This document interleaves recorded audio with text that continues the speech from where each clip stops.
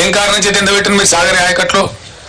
ఈ రోజు కూడా నాగార్జున సాగర్లో even today when I'm speaking to the press MDDL కంటే అబోవ్గా 7 TMC వాటర్ ఉంది. ఎండిడిఎల్ కింద కూడా మనం వాడుకోగలిగిన మరో 7 TMC వాటర్ ఉంది. 14-15 TMC వాటరు ఇప్పుడు కూడా సాగర్లో వాడుకోగలిగే పరిస్థితి ఉంది. ఆనాడు కూడా ఈ బుడముండ KRMB ఉండే. KRMB అంటే ఎవరండి? వాడు మన సూపర్ బాసా? వాడు 2 రాష్ట్రాల మధ్య నీటి పంపిణీకి సమన్వయకర్త గంతే. వాడే మనకు బాస కాదు కదా. వానికి అప్పచెప్పి టోటల్ ప్రాజెక్టును తెలివి తక్కువగా, తెలివిహీనంగా ఆ కేంద్ర మంత్రి తీయగపుల్లగా మాట్లాడితే KRMB చేతుల మొత్తం అధికారాన్ని అప్పచెప్పి ఇలా నాగార్జున సాగర్ కట్ట మీదకి ఎక్కలేనటువంటి దుస్థితిని తీసుకొచ్చిన అసమర్థ ప్రభుత్వం ఎవరండి? ఎప్పుడు మమ్మల్ని కూడా KRMB నిరోధించేది, మేము దటాయించేది వాళ్ళను. మాకంటే ఆంధ్ర ఎక్కువ తీసుకున్నది పోయిన 2-3 సంవత్సరాలలో. మా క్యారీ ఫార్వర్డ్ ఇవ్వాలి, మాకు రైట్ ఉన్నదని చెప్పి వాళ్ళు ఆపిన తూములు లేపి 4 తళ్ళు 3 తళ్ళు ఇచ్చినాం. 8 పంటలు నాగార్జున సాగర్ కింద 1 ఎకరం కూడా ఎండనీయకుండా పండించినాం. దాదాపు 18 పంటలు కొన్ని వర్షతలతోని దాదాపు 2 సంవత్సరాల పాటు ఎండనీయలే, 1 ఎకరం కూడా ఎండనీయలే. ఇవాళ ఎందుకు 1,00,000 ఎకరాలు ఎండిపోయింది సాగర్ కింద? ఎందుకు అల్లాడుతున్నది రైతాంగం? ఇది బాధ కాదు రైతులది. చిల్లర కాయగూరకుడు మాటలు, పూటగొప్ప PR స్టంట్ పెట్టి అని లంగా ముచ్చలు ప్రచారం చేసి ప్రజలు పట్టరా? రాజకీయాలు చేద్దాం, మత్తుగా చేద్దాం రాజకీయాలు. మేము కూడా చాలా చేసినాం. చాలా మందిని పాత్రలు పెట్టినాం, చాలా మందిని ఎత్తినాం, చాలా మందిని ఎక్కినాం, మేము గద్దెలు ఎక్కినాం. 10 సంవత్సరాలు మేము కూడా పరిపాలన చేసినాం.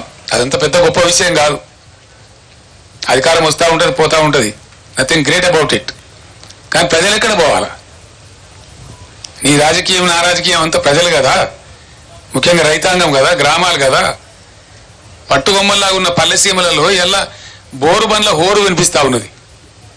బంద్ అయినాయి బోరు బండ్లు. గత 8 ఏళ్ళుగా బోరు బండి కనవల్లే, అడ్రస్ లేకుండే.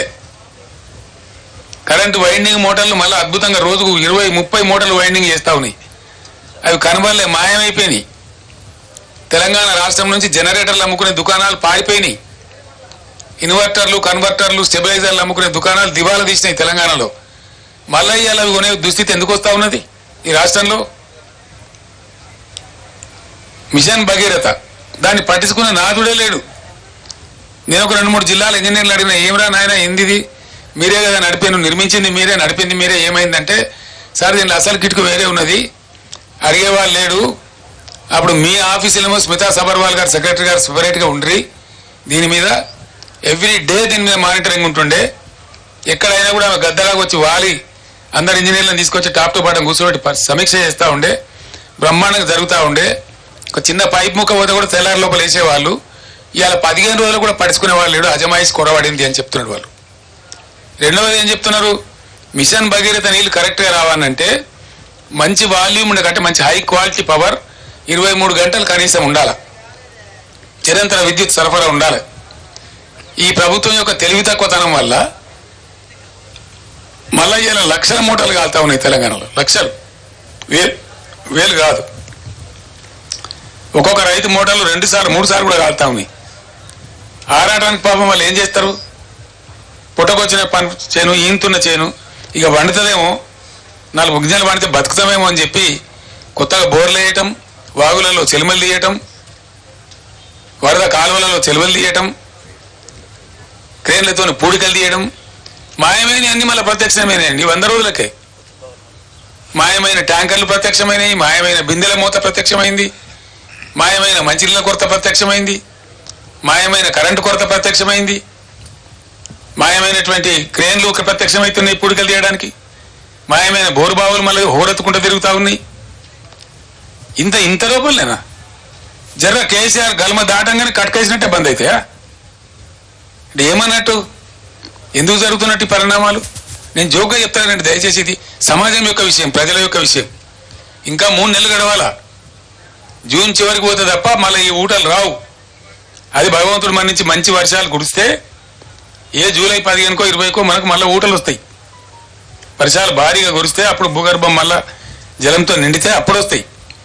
దాదాపు ఇంకో 3 నెలలు 3.5 నెలలు ఇంకా ఎంత భయంకరమైతుంది పరిస్థితి. దానికోసం మాట్లాడవలసి వస్తూ ఉంది. నేను బాధతో మాట్లాడుతున్నా, దుఃఖంతో మాట్లాడుతూ ఉన్నా. అద్భుతమైన మంచినీళ్ళ సదుపాయం ఉన్న తెలంగాణ నా కళ్ళ ముందే 100 రోజులలో ఇంత నాశనం అవుతుంది. నా కళ్ళ ముందే బిందెలు పట్టుకొని తిరుగుతారు.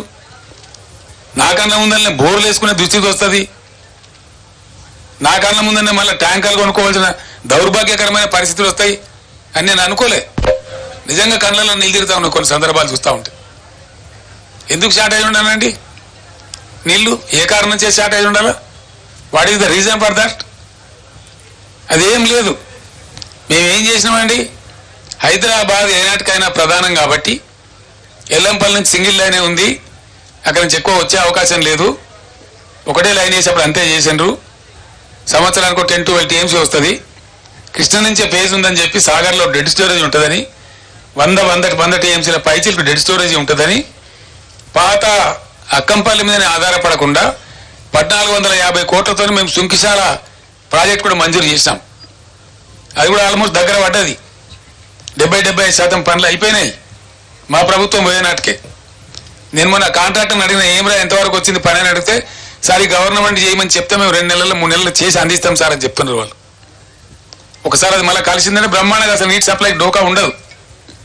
సాగర్లో పూర్తి స్థాయి నీటి మట్టం వాడుకునేటువంటి పరిస్థితి ఉంటుంది. 100 TMCలు ఉంటుంది కాబట్టి. ఇవి ఏం చేయకుండా, ఇవి ఏం పట్టించుకోకుండా, దీని మీద సమీక్షలు లేకుండా